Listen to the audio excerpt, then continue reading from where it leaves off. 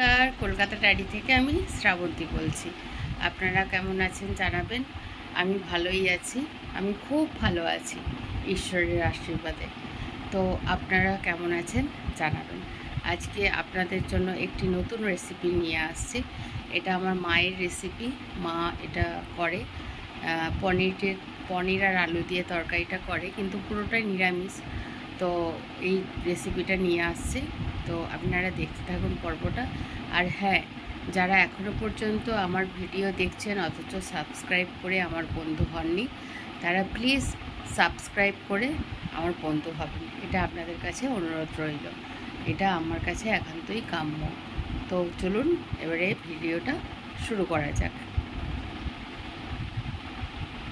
উপকরণ হিসাবে আলু কেটেছি, চৌকো চৌকো করে আলু, আর হচ্ছে টমেটো, কাঁচা লঙ্কা চেরা, আর এটা হচ্ছে ক্রিম পনির।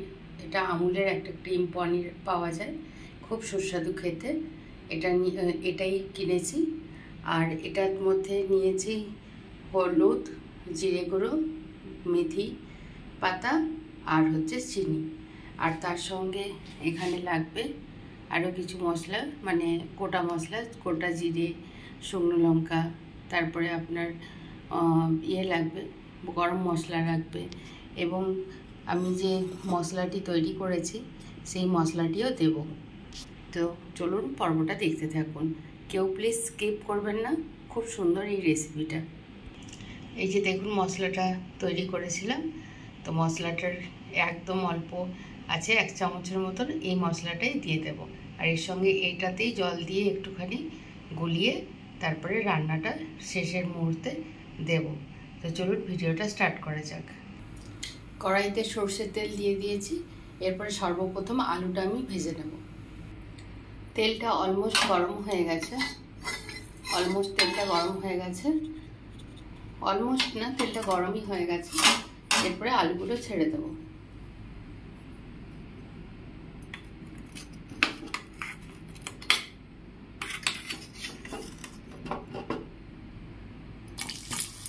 এইভাবে আলুগুলো ছেড়ে দেবো।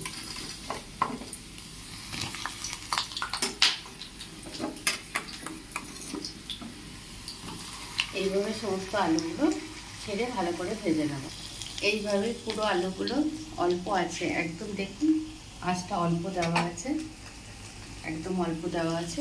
এইভাবে একটু ঢাকা দিয়ে পুরো আলুটা ভালো করে ভেজে নেব, লাল লাল করে ভেজে নেব। পর আলুগুলো মোটামুটি অলমোস্ট লাল করে ভাজা হয়ে গেছে। দেখুন একদম পুরো লাল করে ভাজা হয়ে গেছে। এগুলোকে আমি এবারে প্লেটের মধ্যে তুলে নিচ্ছি।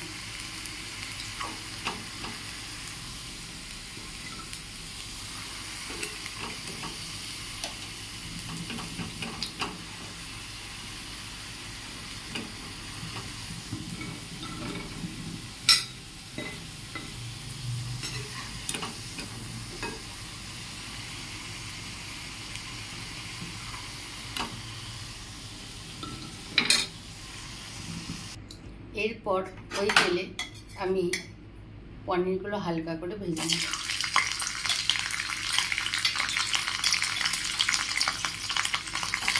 এইভাবে সব পনিরগুলো ভেজে নেব।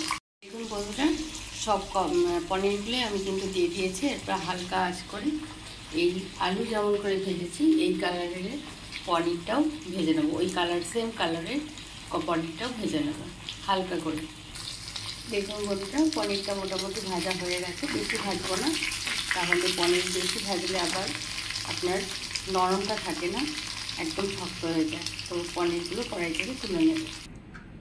পনির আর আলু ভাজা হয়ে গেছে। এরপরে কড়াইয়ে তেল আছে, কড়াইয়ের তেলের মধ্যে গোটা জিরে আর শুকনো লঙ্কা দেব।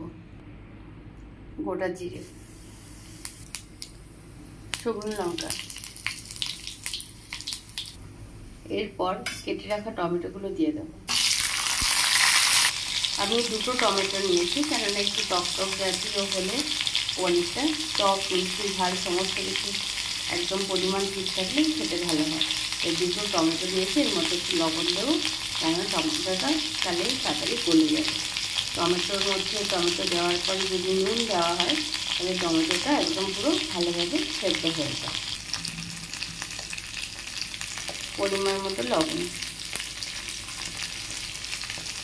এই লবণটা দিলেই পুরো রান্নাটা হয়ে যাবে।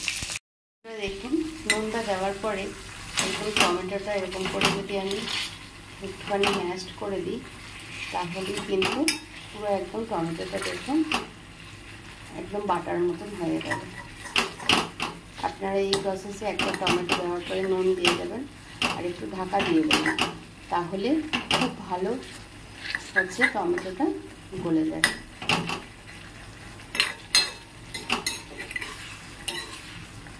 দেখতে পাচ্ছেন বন্ধুরা একদম টমেটোটা দারুণভাবে কমে গেছে।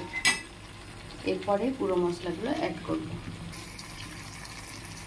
লবণ তো আগেই দেওয়া আছে, এরপরে হলুদ দিলাম।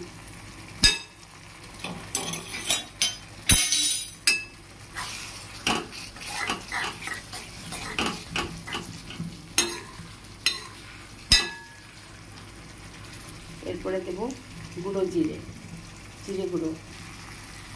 গুঁড়ো জিরে। জিরে গুঁড়োটা একদম অল্পই দিলাম। এরপর মশলাটা দিয়ে এরকমভাবে নাড়তে হবে। দেখুন একদম টমেটোর পিউরির মতন হয়ে গেল, কোনো বাড়তে লাগলো না, কিচ্ছু না। এগুলো সবই আমার মায়ের কাছ থেকে শিখেছি।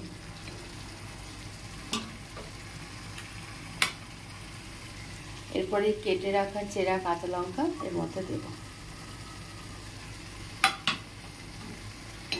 প্রথমে বলেছি এটা একটুখানি, আর আপনারা ঝালটা কে কীরকম পছন্দ করেন সেই বুঝে দেবেন। যদি ঝাল আপনারা না খান তাহলে কাঁচা লঙ্কা দেওয়ার দরকার নেই, এটা অপশনাল। এরপরে মশলাটা একটু ভাজা ভাজা হবে, তারপরে চিনি অ্যাড করব। মশলাটা একদম হয়ে গেছে,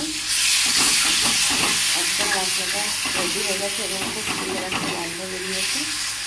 এর মধ্যে এরপর একটু ভেজে রাখা পনির আর আলুটা দিয়ে দেবো। দেখুন বন্ধুরা এই আলু আর পনিরটা দিয়ে দিয়েছি মশলাটার মধ্যে এবং মশলার সাথে কষা হবে 1 মিনিট মতো। তারপরে চিনি অ্যাড করবো। এরপর চিনি অ্যাড করলাম। এরপর প্রায় 1/2 মিনিট মতো আমি এটা আরেকবার কষিয়ে নেব। চিনিটা দেওয়ার পরে এরকমভাবে আমি নাড়াচাড়া করে কষিয়ে নেব।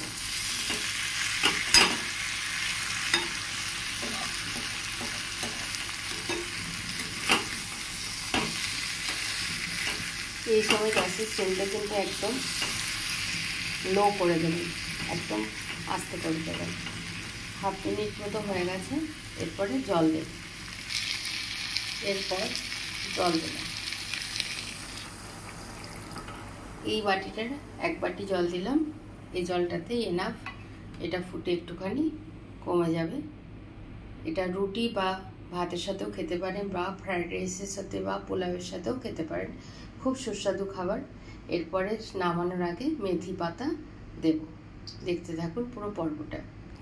এই যে মিক্সিং জারে যে মশলাটা গুঁড়ো করেছি সেই মশলাটা আমি একটুখানি এর মধ্যে জল দিয়ে দেব, গুলিয়ে আমি এই পনির আর আলুর তরকারিটাতে, ভেজ পনির আর আলুর তরকারিতে দেব। এটার মধ্যে আছে গোটা জিরে, মৌরি, দারচিনি, লবঙ্গ, এলাচ, শুকনো লঙ্কা, সমস্ত কিছু আছে। এটা আপনারা যে কোনো মাছের তরকারি বা নিরামিষ তরকারিতে দিতে পারেন। এরপরে এটা এর মধ্যে দিয়ে দেব। তারপরে সববার শেষ দেব মেথি পাউডার। মেথি পাউডার না, মেথি পাতা। আচ্ছা, মেথি পাতা। একটু মিস্টেক হয়েছিল বলতে, যে আমি মশলা ধোয়া জলটা দিয়ে দেবো সেটা বলতে ভুল হয়েছিল, তার জন্য আমি ক্ষমা প্রার্থী। বাস অলরেডি রান্নাটা হয়ে গেছে, একদম শেষের পর্যায়ে। ঝোলটা অনেকটাই একদম কমে গেছে। একটু ঝোলটা রাখছি কেননা রুটি বা লুচি বা পরোটার সাথে বা ফ্রাইড রাইস বা ভাত বা পোলাওয়ের সাথে খেতে গেলে একটু গামাখা ঝোল রাখতে হয়, তাই রাখছি। এরপরে মেথি পাউডারটাকে একটুখানি হাতে করে ম্যাশ করে নেব। মেথি পাতাটাকে দিয়ে এর মধ্যে দিয়ে দেবো।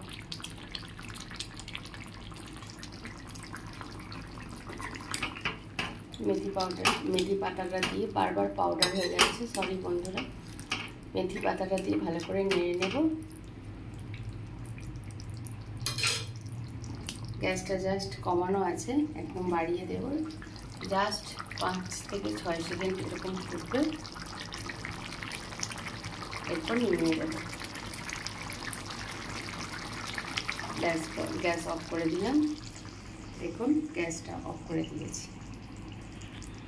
সবাই তাহলে ভালো থাকবেন, সুস্থ থাকবেন, সাবধানে থাকবেন, এবং যাদের কাছে প্রথম আমার ভিডিওটি পৌঁছাবে তারা প্লিজ আমার নতুন বন্ধু হয়ে আমার পাশে থাকবেন। এটা আপনাদের বন্ধুদের কাছে রিকোয়েস্ট। এবং যখন প্রথম ভিডিও ঢুকবে তাই সব ভিডিও দেখার জন্য অল নোটিফিকেশান অন করে দেবেন। আর প্লিজ সাবস্ক্রাইব করে আমার পাশে থাকবেন। আজ তবে এখানেই থাক, বাকি কথা পরে হবে নেক্সট ভিডিওতে। টাটা।